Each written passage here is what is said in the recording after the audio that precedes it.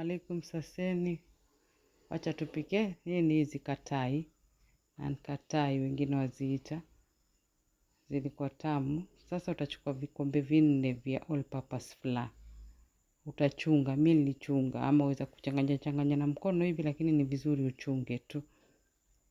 Alafu utaweka 1 teaspoon ya iliki ama kama wataka vanilla sawa, 1 teaspoon.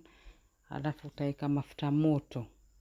Either mafuta ama ni ghee ama ni butter, kikombe moja kasorobo, yani 3/4. Ukichanganya vizuri utaweka 1 cup sukari iliyosagwa ama icing sugar.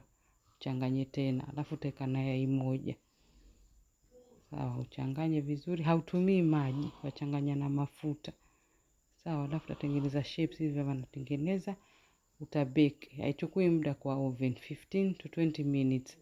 Alafu utatengeneza food color yako. Utamix food color ile ambao wataka, ni green, ni yellow, ni red na maji kidogo. Zikiiva utaweka hicho kidot hapo. Wengine wanaweka before wa bake, wengine wanaweka after ku bake. Sasa your choice.